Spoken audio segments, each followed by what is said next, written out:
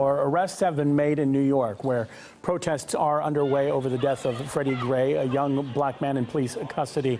That happened in Baltimore. Let's now cross to our correspondent, Marina Portnaya, who is in New York City for us right now, where solidarity marches are happening. Marina, can you tell us what the situation is looking like on the ground right now? Certainly not a festive atmosphere.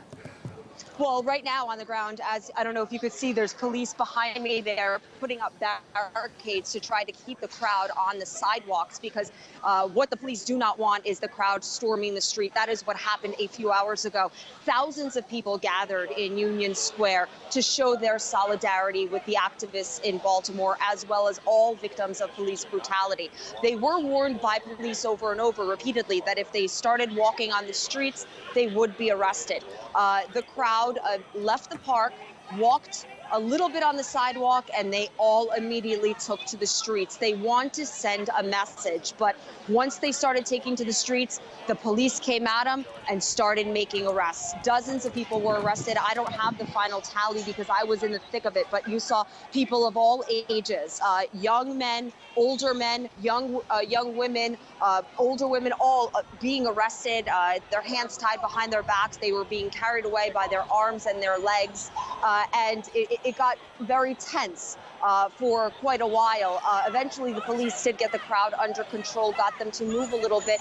But when you speak to all the people that turned out, thousands of them in New York City, many of them expressed the fact that they don't know what else to do other than organize. They've seen black man after black man, unarmed black men, getting killed by police, be it in Ferguson, in New York, in Baltimore. And they said that they don't know what else to do other than organize, take to the streets, and send a message that police officers need to be held accountable and the justice system needs to be reformed. All right, Marina Portnaya there in New York City, where solidarity marches are taking place. We can hear some stuff happening in the background. It certainly looks like a chaotic atmosphere. Yeah, these are barricades right here. A big police truck just moved up beside me, and they're pulling barricades off, and they will be using the barricades for crowd control because they don't want the crowds getting out into the streets. This is a lot of barricades now. It's the type of barricades you would use for a parade marching through New York. So hopefully things stay safe. We'll be here on the ground, and of course updating our viewers as developments happen. Real quick, we know that you're having some issues. We might lose your battery there, and if we do, then we understand. But can you tell us why the people are being arrested? If this is in New York City, this has nothing to do with Baltimore and the chaos that's happening there. That's right. Well, the reason they were being arrested is because they took to the streets. You can't in New York, and I don't know in what city, you're allowed to just walk freely on the streets and block traffic. That's the whole point. They were blocking traffic. They were, obstructing what you would call quality of life. And the police had warned them, listen, if you take to the streets, then you will be arrested. As a matter of fact, there was one police officer I've never seen this before, walking around with a speaker that was playing a robotic message over and over, reminding the crowd that if they walk onto the street, they will be arrested.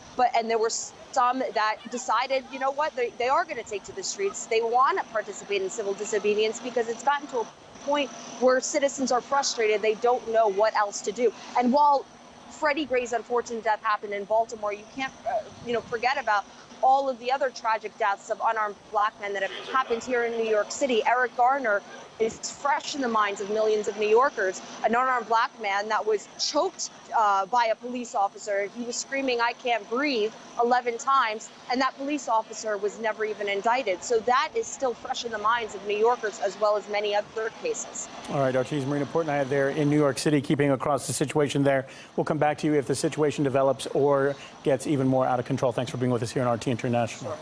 Thank you.